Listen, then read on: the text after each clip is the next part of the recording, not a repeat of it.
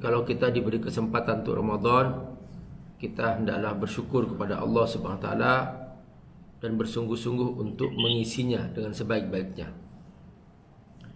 Ingat, Ramadan bukan bulan biasa, tetapi adalah merupakan bulan yang luar biasa. Ar-Rahman 'allamal Qur'an, khalaqal insan, 'allamahul bayan.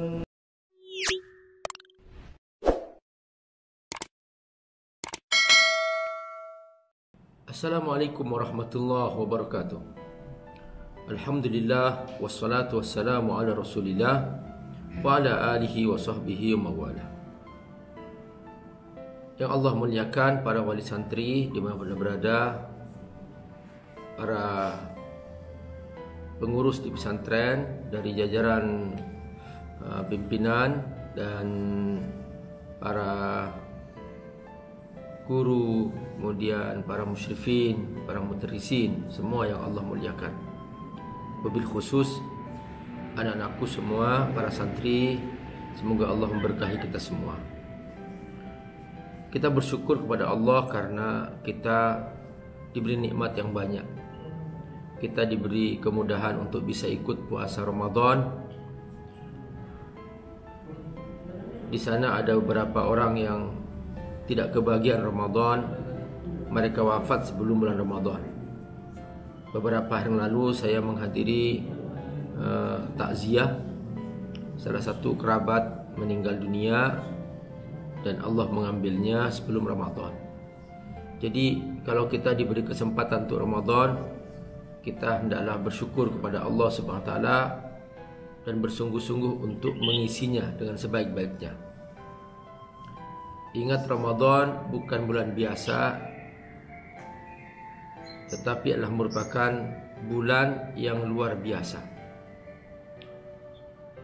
Setiap huruf dari Al-Quran yang kita baca akan dihitung menjadi 10 kali lipat, bahkan sampai 700 kali lipat.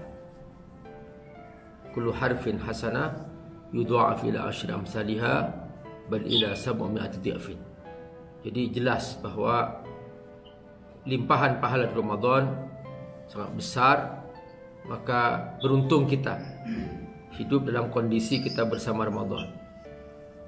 Sampai-sampai ada sebuah riwayat yang mengatakan bahwa lau ya'lamuna ma fi Ramadan la tamannau an takuna sana kulluha Ramadan. Seandainya orang-orang tahu betapa besar keutamaan Ramadan, niscaya mereka berharap semua tahun menjadi Ramadan. Jadi saya mohon kepada anak-anak yang masih bisa bertahan di pesantren untuk nanti setelah UTQ bisa beriktikaf, lanjutkan. Karena saya yakin nih, saya semua yang ada di luar pesantren itu tidak mudah untuk kita bisa mengkondisikan diri bersama Al-Quran. Dan ini yang sangat khawatir. Justru di puncak Ramadan kita harus lebih mendekat ke masjid, kita beriktikaf. Kalau ternyata nanti misalnya anakku pas liburan misalnya bisa mengisi 10 terakhir Ramadan dengan cara beriktikaf dimanapun anda berada, apalagi bisa menjadi imam tarawih di masjid-masjid terdekat di rumahnya, maka fabiha wa ni'mah, maka itu nikmat yang besar. Tetapi ketika ternyata pas liburan nanti di 10 terakhir hanya pekerjaannya main-main, sia-sia, naudzubillah min dzalik, maka itu dia penutupan Ramadan dengan penutupan yang buruk. Jadi penutupan yang sia-sia. Naudzubillah min dzalik. Ingat anak-anakku rahimakumullah bahwa kita enggak ada pilihan kecuali hanya dua. Mau ikut Allah atau mau ikut setan. Itu saja. Kata Allah, kalau kamu mau ikut aku, baca doa selalu a'udzubillahi minasyaitonirrajim. Jadi Allah mengajarkan bahwa kita harus berlindung kepada Allah dari segala godaan setan yang terkutuk. Jadi kata ar-rajim artinya setan terkutuk. Bahwa tidak ada setan yang baik dan semua setan mengajak kepada keburukan, mengajak kepada kesia-siaan. Siapa yang ujungnya kebaikan, maka dia menjadi husnul khatimah. Tetapi siapa yang ujungnya keburukan, maka dia menjadi su'ul khatimah. Na'udzubillah min dzalik. Sekalipun memang godaan setan sangat berat untuk merusak jiwa kita, merusak hubungan kita dengan Allah SWT, tetapi kita memang gak ada pilihan kecuali kita hanya sabar. Ada sebuah ungkapan yang sangat terkenal dari para ulama, ditulis oleh Imam As-Samarqandi dalam kitab Tanbihul Ghafilin, mengatakan bahwa dalam segala sesuatu kita pasti akan melalui 3 proses. Siapa yang tidak melalui 3 proses, dia tidak akan pernah sukses. Proses pertama, kamu harus belajar ilmunya, ilmu apapun. Mau masuk Ramadan, kita harus tahu ilmunya. Mau belajar nyetir mobil, harus tahu ilmunya. Mau membuat rumah, harus tahu ilmunya.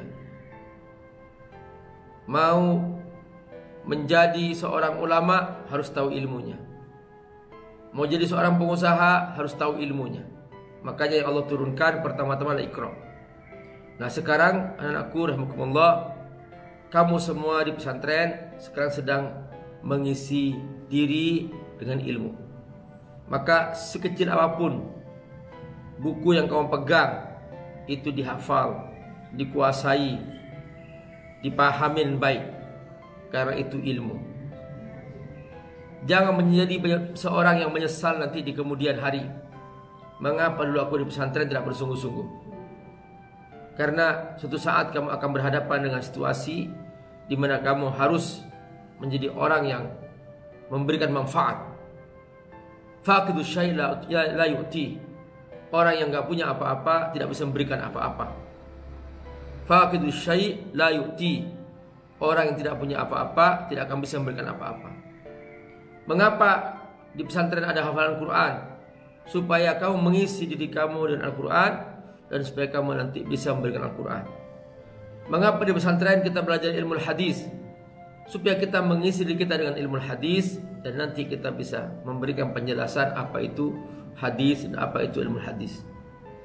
Mengapa kita belajar di pesantren usul fiqh, qawaid fiqhiyah, dan kita berusaha menghafalnya supaya nanti kita terjun di masyarakat, kita bisa memberikan penjelasan hukum. Ini hukumnya halal, ini hukumnya haram, ini baik, ini buruk. Semua itu karena kemampuan kita menguasai usul fikih dan qawaid fiqhiyah. Jadi semua ilmu yang telah diberikan di pesantren itu adalah ilmu-ilmu dasar untuk kamu kuasai dengan baik dan untuk kamu jaga dengan baik. Karena rumah tanpa dasar dia akan roboh. Keluarga tanpa pegangan dia akan hancur. Hidup tanpa fondasi maka dia akan hampa. Nah, sama ya. Kamu akan menjadi seorang ulama tapi tidak punya dasar, tidak punya pegangan, maka kamu akan bukan hanya dhalun, bukan hanya sesat, tapi juga mudillun, kamu akan menyesatkan. Jadi banyak sekali kejadian-kejadian dalam perjalanan Abi Amir menemukan bahwa ada orang yang dia terlanjur ya, terlanjur dituakan, terlanjur dihormati di tengah masyarakat, terlanjur dianggap ustadz, terlanjur dianggap ulama, padahal dia belum punya pegangan yang kuat. Maka akhirnya apa yang dia sampaikan bukan hanya sesat, tapi juga menyesatkan orang lain. Nah, kalau seperti ini, maka akibatnya yang sesat bukan hanya 1 orang 2 orang, tetapi boleh jadi banyak. Apalagi disebarkan kemana-mana. Ya, jadi banyak sekali pertanyaan-pertanyaan yang sangat mengerikan, di mana orang-orang sudah pada bingung, Pak Ustadz mana yang benar, ini berkata begini, ini berkata begini. Sosial media begitu luas dan kita bisa mendapatkannya sengaja atau tidak sengaja. Boleh jadi seseorang mungkin tampak seperti seorang ustadz, seorang ulama, dia memberikan penjelasan, tetapi ternyata karena dia tidak berilmu, maka akibatnya banyak penjelasan yang membuat orang lain bingung. Dan ini yang kita harus persiapkan. Anakumullah. Minimal dengan ilmu yang kamu dapatkan, kamu tidak akan mudah disesatkan orang. Jadi jangan sekali-kali mengabaikan perintah Allah Subhanahu wa taala. Mengapa Allah pertama-tama menurunkan Iqra, perintah membaca? Supaya kita bersungguh-sungguh untuk membaca. Jadi sekali lagi anakumullah, kuasai ilmu usul fikih, kuasai qawaid fiqhiyah, kuasai ilmu hadis, kuasai ilmu tajwid, kuasai ilmu dasar Islam. Jangan sampai kamu menjadi orang yang mudah disesatkan orang. Bahkan jadilah kamu orang yang mengarahkan orang, membantu orang menuju keselamatan. Ingat, di saat kamu di pesantren, ini masa yang paling menentukan. Kalau kamu diam di pesantren, tidak memanfaatkan kesempatan untuk belajar, kamu tidak akan punya waktu lagi untuk belajar. Nih saya, Abi Amir, sudah hampir setiap hari dari subuh sampai subuh kembali, nggak sempat tidur. Orang minta ceramah sana, ceramah sini, ceramah sana, ceramah sini. Sudah hampir nggak punya waktu untuk membaca dan sebagainya. Untungnya waktu di pesantren dulu, Abi Amir, setiap buku saku dihafal, setiap buku yang diberikan oleh pesantren ditulis, diringkas dan dikuasai. Sekalipun kita nggak hafal kuat, tapi kita minimal ada persepsi di otak kita ini bahwa pernah ada ilmu itu, bahwa kita pernah pegang sebuah pemahaman yang ada pegangannya di buku. Itu yang paling penting. Tapi orang yang nggak pernah baca buku, kamu nggak dapat. Sekarang sudah mulai ini, orang menghindari buku, ya, orang menghindari buku dan ditanya, kamu di mana dapat ilmu ini? Sosial media, sosial media. Nah, kalau sudah masuk ke sosial media, akhirnya menjadi hampa. Masa akan mengatakan bahwa aku pernah baca di sosial media, sosial media. Nah, kalau dulu kan enggak. Aku pernah baca dalam Sahih Bukhari, aku pernah baca dalam tafsir Ibnu Katsir, aku pernah baca dalam tafsir At-Tabari, aku pernah baca tafsir Al-Alusi, aku pernah baca dalam Fathul Qadir karena Imam Asy-Syaukani. Jelas, pegangannya jelas gitu. Bukan aku pernah baca sosial media, aku pernah mendengar di YouTube. Ini sudah berubah zaman. Mau kemana kalau sudah seperti itu? Sekarang sudah mulai banyak orang gak mau baca buku. Ngeri. Toko-toko buku sudah mulai tutup. Banyak yang sudah tutup, gulung tikar. Saya melihat ke Pasar Senen, saya masih ingat dulu, paling ramainya toko buku. Dari pagi sampai malam. Gunung Agung, Wali Songo, gak pernah kosong.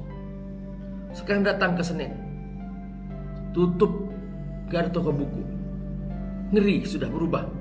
Nah, lalu nanti kalau kita hanya hasil mendengar, hasil apa kata orang, hasil sosial media, lalu kita mau nyampaikan apa? Mau nyampaikan apa? Ini bedanya antara buku dengan sosial media. Buku jelas, ini karya Imam Ibnu Katsir, jelas orangnya, jelas identitasnya. Kalau saya di sosial media ada apa saja. Ada liberal, ada maksiat, ada dosa, ada pikiran sesat yang menyesatkan. Sosial media umum.